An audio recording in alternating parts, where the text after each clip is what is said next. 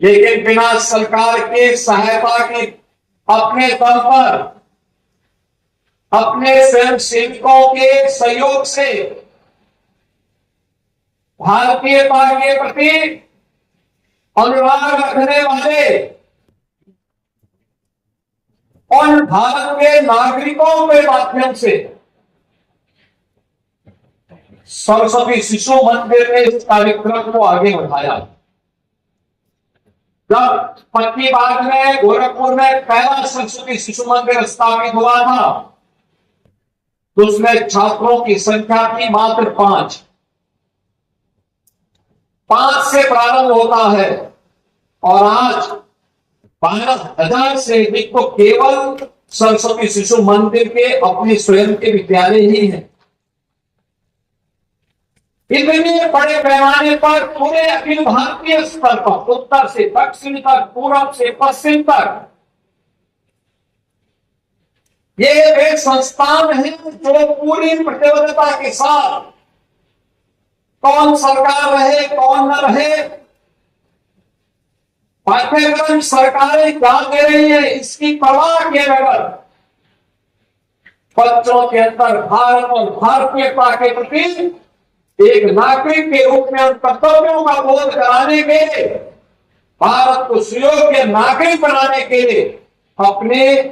इस राष्ट्रीय दायित्व का ईमानदारी पूर्वक निर्वहन कर पा रहा है। और यही कारण है कि सरस्वती शिशु मंदिर से निकले हुए छात्र आज जीवन के प्रत्येक क्षेत्र में समाज को नेतृत्व भी दे रहे हैं, समाज का मार्गदर्शन भी कर रहे हैं और समाज को एक नई गति देकर के प्रधानमंत्री मोदी जी के विकसित भारत के उस संकल्प के साथ जुड़ते हुए पूरी प्रतिबद्धता के साथ दिखाई दे रहे हैं। 500 वर्षों का इंतजार जब समाप्त होता है, अयोध्या में रामलला का भव्य मंदिर का निर्माण होता है। विपक्षी दलों के लगता ये नहीं हो सकता, ये नहीं होना चाहिए, लेकिन संकल्प था राम भक्तों का और मर्यादा पुरुषोत्तम प्रभु श्री राम भारत के आदर्श है, भारतीयता के प्रतीक है। जब महर्षि वाल्मीकि ने नारद जी से पूछा कि मुझे कुछ लिखना है, ऐसा कौन सा आदर्श होगा जिसके बारे में मैं लिख सकूं, तो उस समय महर्षि वाल्मीकि को नारद जी ने कहा कि भाई देश के अंदर, वर्तमान में दुनिया के अंदर, इस धरती में एक ही चरित्र है जिस पर लिखा जा सकता है और वह चरित्र राम का है, श्री राम पर लिखो। और उन्होंने उस समय के अनुसार कहां से शुरुआत की? उन्होंने एक शुरुआत की रामो विग्रहवान धर्म, यानी राम स्वयं में धर्म है, धर्म के जो गुण हैं वे राम में साक्षात हैं और वहीं पर रामायण जैसा दुनिया का सर्वश्रेष्ठ महाकाव्य महर्षि वाल्मीकि ने हमें दिया। हमें महर्षि वाल्मीकि की विरासत पर गौरव की अनुभूति है। आपका यही बगल में जनपद पड़ेगा बहराइच। बहराइच में 1000 वर्ष पहले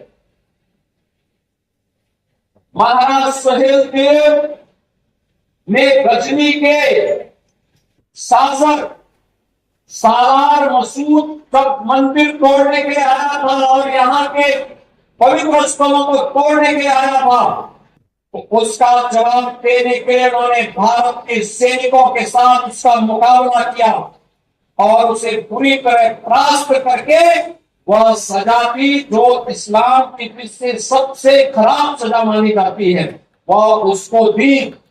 लेकिन हमें भर दिया गया कि सुहेल देव की पूजा नहीं करनी, सुहेल देव को मानना हमने बंद कर दिया। लोग सुहेल देव का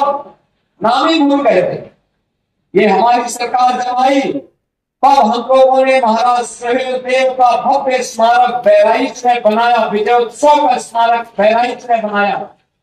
और यही नहीं, आजमगढ़ में महाराज सुहेलदेव के नाम पर एक विश्वविद्यालय का निर्माण भी कराया गया।